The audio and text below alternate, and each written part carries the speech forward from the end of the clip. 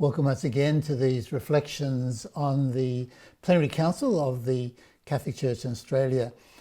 We've just completed day 3 of the Plenary Council. In a way, we've had a very rich sharing over the 3 days, both through the interventions and also through the small group sharings that have been, I think, very, very fruitful, and many expressions of ideas have come forward. One of the questions, of course, is what is going to eventually emerge from this time of reflection and discussion in the Plenary Council. We've been told that we're looking at the idea of a number of proposals being developed and perhaps some motions being presented to the Plenary Council. However, this morning at the beginning of our session after the opening prayer, the President of the Council, Archbishop Tim Costello from Perth, gave a report on what was clearly a reflection by the steering committee that's organising the progress of the Plenary Council. And I think it's become clear to them that it's not going to be possible with a large number of people, like 300 people, and with the great variety of areas of interest, of topics that have been raised, of particular proposals that could be developed. It would be impossible, I think, they've realised, to be able to develop particular motions, have them debated and discussed and voted upon. And so we were told today at the beginning of the day that rather than try to develop particular motions and have them discussed and voted upon by the Assembly, that these will be carried over and there will be work done on things that have emerged from our discussions, and that ultimately various motions will be prepared and will be discussed and voted upon at the second Assembly, which will take place in 9 months' time. So that has changed somewhat, certainly in my own mind, the way the week was progressing.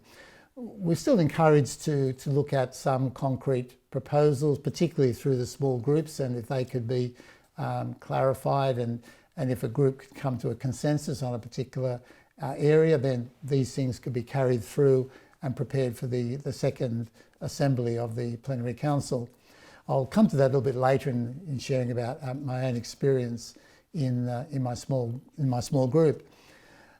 Today, the day actually began with a theologian giving a short presentation. He spoke largely on the question of mission. He spoke about mission in a way that I found a little bit unusual. He spoke about it as discovering God's presence in the world. That's certainly true, of course, that we do seek to recognise and identify the presence of God and respond to God's presence in the world. But I would have thought the main focus for the mission of the Church is to present the revelation of God in Jesus Christ, and particularly to present Christ to the world. But however, that was a way of looking at mission that was a bit unusual for me, but certainly I know in some members of my group it was something that they took and saw as a way of understanding the mission of the Church. After that intervention by the theologian, we then moved, as we always do, to reports on the various small groups. Once again, it's quite a challenge to bring together all the thoughts of a 2-hour discussion and reduce it to a 3-minute summary. And so the summaries were presented. They tend to be a bit generic, if you like, so a bit hard to get some really concrete things, but still they were a distillation of the discussions that took place. Following the reports from the small group meetings the day before, we then move, as we do, to interventions. And today's interventions, I thought, were some really wonderful interventions. Actually, there were 25 interventions being proposed, and to present have an intervention, somebody writes their text and is presented, sent through, and then they are allocated a time to give their particular intervention. We could only get through 10 of the 25, and that was a shame in a way, because I think there were many good things that could have been said to the Assembly. There just wasn't time for that to take place. But there were some really wonderful presentations. For instance, the deacon spoke about what it means to be a deacon. We also heard a bishop from the Eastern Church speaking very beautifully about the liturgy as being at the heart of the church. I think a very important reminder to us. We also heard a priest speak about the idea of the priest as being the stewards of God's mysteries. And I thought, again, a very beautiful way of describing the priesthood, particularly looking at the priest as one who is a means by which God's mysteries, the wonderful work of God's salvation, is able to be transmitted to people's lives. We also heard another person speak about the value of new ecclesial movements and shared his own experience of exposure to one of the new ecclesial movements, how much has changed his life and how much he's seen it as enriching the lives of many people who are involved in his movement. So it's very good to be reminded of the presence and great contribution that ecclesial movements are making to the church. There were a couple of presentations on marriage. There was one proposal put forward about the establishment of what's called the marriage catechumenate, and arguing there's a great need to support and encourage marriage through the marriage catechumenate. We also heard a relatively young man who has 9 children speak very eloquently about large families and the beauty of the gift of children in marriage. We also heard a number of people, both lay and religious, address the question of the role of women in the church. And a couple of these presentations were very positive about women as giving expression to that fundamental call to motherhood, whether it be directly in family. And one woman spoke very beautifully about her own life as wife and mother.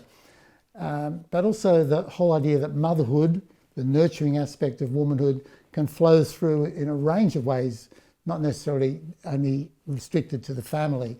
So we had a number of, I think, quite wonderful expressions of women reflecting on what it means to be a Christian woman in the church today. So there was much richness that came forth from the various interventions that we listened to this morning.